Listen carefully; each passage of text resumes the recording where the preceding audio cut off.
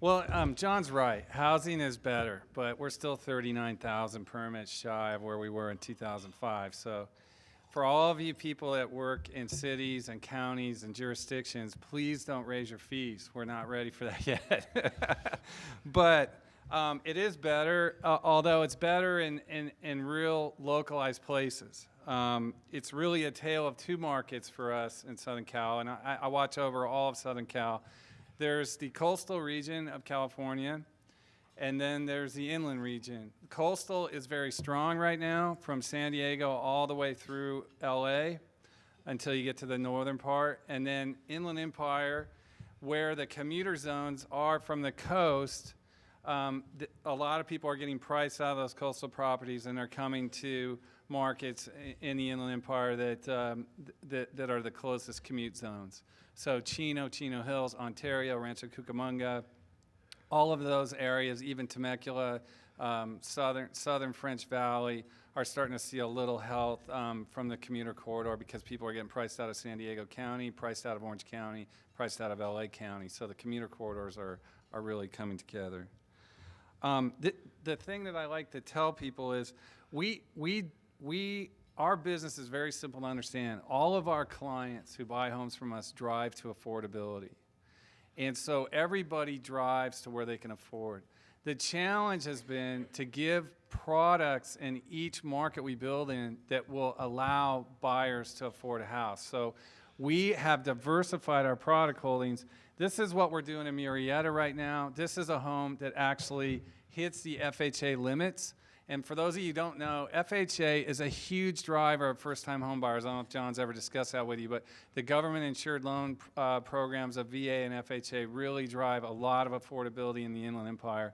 And what has hurt us recently dramatically is we lost the FHA limit of $500,000. It dropped to $355,000. Now, that's good news for markets that weren't back yet. It's good news for maybe the high desert, maybe the Beaumonts, maybe the San Jacintos, the Hemets, and parts of French Valley, because people are going to have to drive to those markets to be able to afford a home if they don't have more than 5% down. If you have more than 5% down, you get into a 10% down or 20% down mortgage, you're probably a buyer in the closer commute zones, which would be for San Diego County, obviously Temecula and southern French Valley. And then for Orange County, it's Chino Hills. It's even as far as maybe even Ontario. And then for LA, it's Rancho Cucamonga, the 210 corridor. And then people will just keep driving east until they can afford a house. LA has priced tons of people out because there's really not a lot of housing left that isn't infill. San Diego County has very little homes left that aren't in the MSP or there's just really not any master plan communities left there. And so Orange County is the last producer of really lots where there is a supply of new housing in master plan communities. But outside of that, it's very, very far in between. And so all the affordable communities are right here in the Inland Empire. Unfortunately, we lost one of the biggest mechanisms for us to get consumers a home.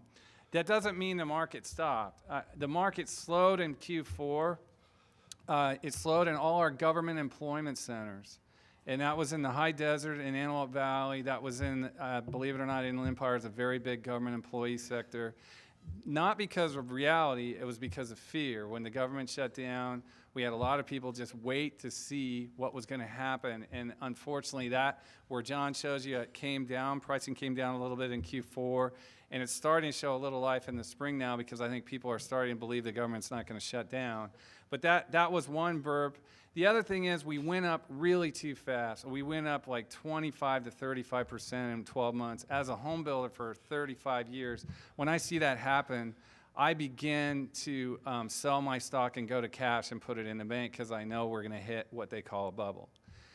Unfortunately, we're still way off the top. So even though we came up big, we got a long ways to go. But what I like about what's happening is, and I don't know if I'll disagree with John on this, but I really see a normal market. None of us in Southern California has seen a normal real estate market for 20 years. That's a market that goes up the inflation, maybe plus some multiplier for scarcity of product. And so 5 to 6% a year to me is a really normal, healthy growth pattern for housing. That's what we're seeing. We're very competitive as a home builder. We've been building Southern Cal for 55 years. We can survive quite well with that. But we're not seeing the moves of 15, 20% a year that we saw from 03 to basically 05, late 06, early 06. It's not 2007, thank the Lord, and it's not 2005. So, it's a pleasing market. Our company, we have grown for the first time year over year, but we are still about the same amount below our peak in 05 that John said the market is still off the cap. So we're still 40% below where we used to be on housing, on production.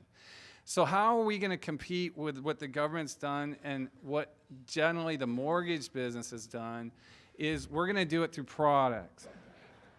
In Ontario and Cucamonga and Chino Hills, in order to be affordable, quite honestly, we're going to have to go to higher density detached housing.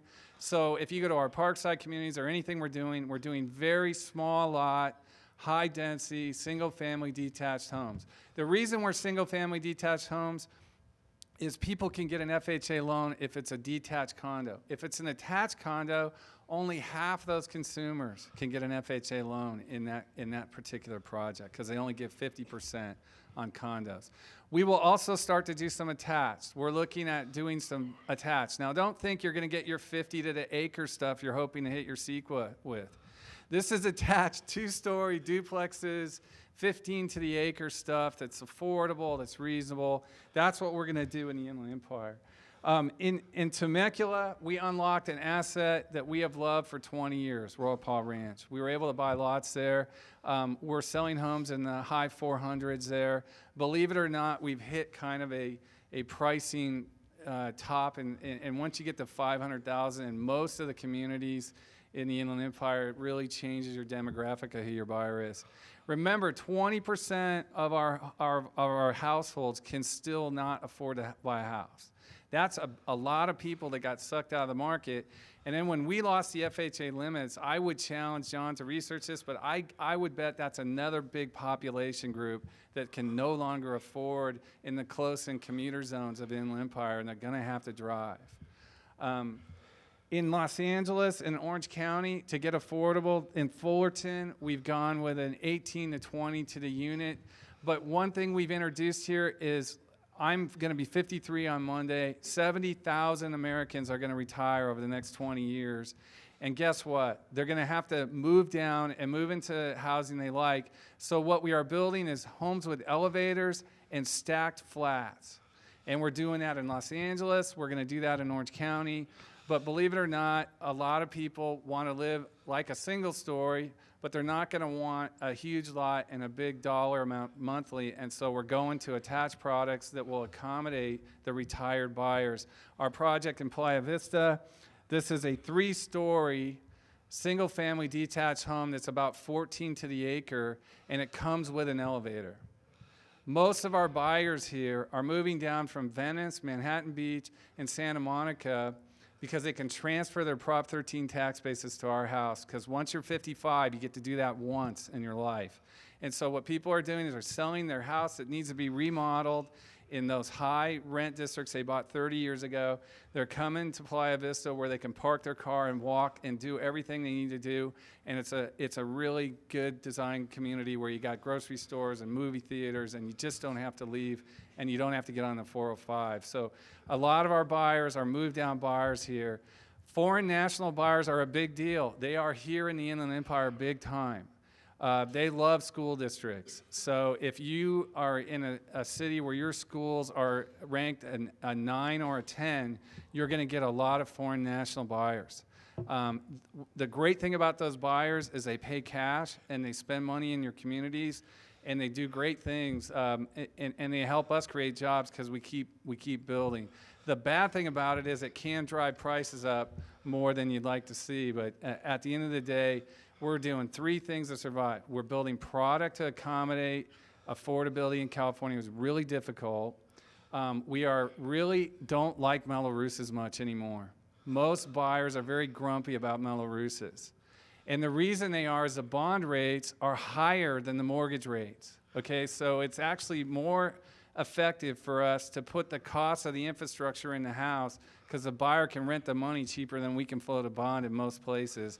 And most jurisdictions have some type of a fee increase or some type of a risk profile that they have to increase to do a bond. And so right now we're not doing a lot of Mello-Roosas. I'm not saying that we won't do it in the future, do CFDs and Mello-Roosas, but communities we've noticed in Southern California with CFDs and Mello-Roosas have a rough time. And so what it comes down for us, if John would go to, it's location and price. It's what I learned in real estate when I was, at the U of A majoring in it. It's location, location, location. And in Southern California, it's all driven by schools and commuter corridors. How soon can you get to an employment center, and how good is the school? Then you get to the FHA loan limits. I love all politicians who love housing. Unfortunately, right now, everyone thinks that GSEs in Washington are a disaster. They're really not. Most of the stuff we've sold recently have been terrific. But the FHA, I will just tell you, the challenge is these loans are going away, guys. They're going to slowly dissipate into higher and higher down payments. Right now, the mortgage insurance premium on an FHA loan is almost as much as you'd pay for a $100,000 loan. So it's really significant. The third thing is water in Southern California is a huge problem. And it's slowly going to be governed by MWD having to reduce allotments to local jurisdictions.